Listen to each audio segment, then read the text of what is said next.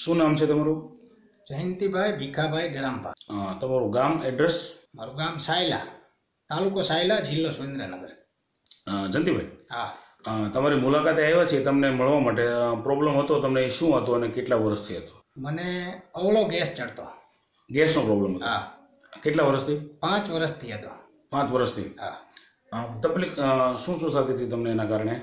મને એના કારણે પેટમાં દુખે, માથું દુખે, શ્વાસ ન લેવાય, હાથ પગ ઢીલા થઈ જાય. આવા પ્રોબ્લેમો થતા હતા? આવા પ્રોબ્લેમ થતા. આના માટે આપણે કોઈ દવા લીધેલી? આના માટે મેં દવા ઘણી બધી લીધેલી. કઈ કઈ જગ્યાએથી? અમદાવાદ લીધી, રાજકોટ લીધી, સુરેન્દ્રનગર લીધી અને અહીંયા અમારા ગામમાં સાયલા. મતલબ 4 જગ્યાએથી તમે આની દવા લીધી હતી અને 5 વર્ષથી તમે આ પ્રોબ્લેમમાં પીડિત હતા? હા. તમે બતાવ્યા મુજબ પ્રોબ્લેમો થતા હતા, બરાબર? હવે આ પ્રોબ્લેમમાં આટલી દવા લેવાથી તમને કોઈ ફાયદો થયેલો ખરો? નહીં, કોઈ ફાયદો થયેલો નહીં. બરાબર છે. હવે વધારે તકલીફ થાય ત્યારે તમે કહેતા હતા શું કરવું પડતું હતું? મારે વધારે તકલીફ થાય એટલે રોજ એક ઇન્જેક્શન લેવું પડતું હતું. ઇન્જેક્શન? એનો ખર્ચો? એનો ખર્ચો આશરે મેં 2 મહિના ઇન્જેક્શન લીધા, એનો ખર્ચો 9000 રૂપિયા થયો છે. એટલે રોજ એક લેવું પડતું હતું? ઇન્જેક્શનના કેટલા રૂપિયા? 150 રૂપિયાનું રોજ એક ઇન્જેક્શન. એટલે આમ વધારે તકલીફ થાય ત્યારે ફરજિયાત લેવું જ પડે તમારે? લેવું જ પડે. ઇન્જેક્શન લેવાથી ફાયદો કઈ? ઇન્જેક્શન લેવાથી કઈ ફાયદો નહીં. આજ ઇન્જેક્શન લેવી એટલે મટી જાય, પાછું બીજે દી થાય એટલે બીજે દી લેવું પડે. શું વાત કરો છો? હા.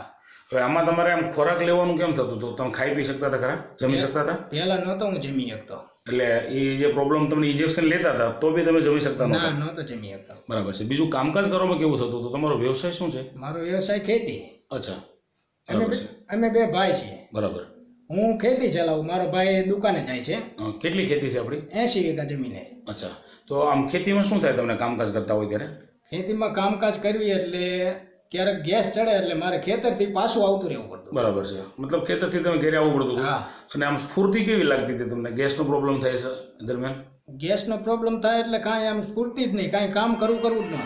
જમવામાં કેવું લાગતું હતું? જમી શકતા હતા તમે? નહોતો જમી શકતો. અચ્છા, હવે આટલો બધો પ્રોબ્લેમ તમે 5 વર્ષ સહન કર્યો છે, તમે કહો છો 4 જગ્યાએથી દવા પણ લઈ ચૂક્યા છો, કોઈ ફાયદો નથી થયો તમને, બરાબર? હવે અત્યારે તમને હાલમાં જે ફાયદો મળ્યો છે કે એનાથી મળ્યો છે? મને હાલમાં જે ફાયદો મળ્યો આ નેચરમોર પાવડર. આ નેચરમોર પાવડરથી. કેટલા ડબ્બા પીધેલા છે તમે? 3 ડબ્બા. 3 ડબ્બા પીધેલા છે. હવે આ પાવડર પીધો તો કેટલા ટાઈમ પહેલા? આ પાવડર મેં પીધો તો 6 મહિના પહેલા. 6 મહિના પહેલા 3 ડબ્બા. કઈ પદ્ધતિથી પાવડર પીધેલો છે આપણે? 1 ચમચી સવારે અને 1 ચમચી સાંજે. 2 ટાઈમ? હા. 6 મહિનાથી પાવડર બંધ છે? હા, 6 મહિનાથી હું નથી પીતો. નથી પીતા? ના. તો હવે આમ સ્ફૂર્તિ કેવી લાગે છે? હવે સ્ફૂર્તિ એકદમ કમ્પ્લીટ લાગે. આમ મજા આવે, હવે કામ કરવાની બધી મજા આવે, એકદમ તંદુરસ્ત, સંપૂર્ણ તંદુરસ્ત. હા. પછી તમે જમવાનું કહેતા હતા જમી શકતા નહોતા, એમાં કેવું છે અત્યારે? એમાં અત્યારે હું પેટ ભરીને જમી શકું.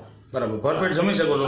જેમાં પછી કોઈ પ્રોબ્લેમ થાય છે ખરો? ના, જેમાં પછી નહીં. અને પહેલા જમી શકતા નહોતા એવું કહો છો ને? નહોતો જમી શકતો. અને તમે કહો છો ખેતરથી વહી આવવું પડતું હતું ચાલુ કામમાં, મતલબ કામ તમારું ખેતરનું ચાલુ હોય અને તમે અહીંયા ઘેર આવી જાવ? ગેસ થાય એટલે મારે તરત ઘેરે આવવું પડતું. અત્યારે એવો કોઈ પ્રોબ્લેમ નથી થતો? ના.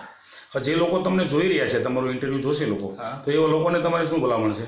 મારી એવી ભલામણ છે કે જે કોઈ વ્યક્તિને ગેસ થતો હોય આ લેજો. 100% મારો વિશ્વાસ છે, તમને 100% મટી જશે. સરસ. તમને તો સંતોષ છે ને? મને સંતોષ છે. બરાબર. 100% મારી ગેરંટી કે આ મટી જ જશે. માહિતી આપવા બદલ ધન્યવાદ.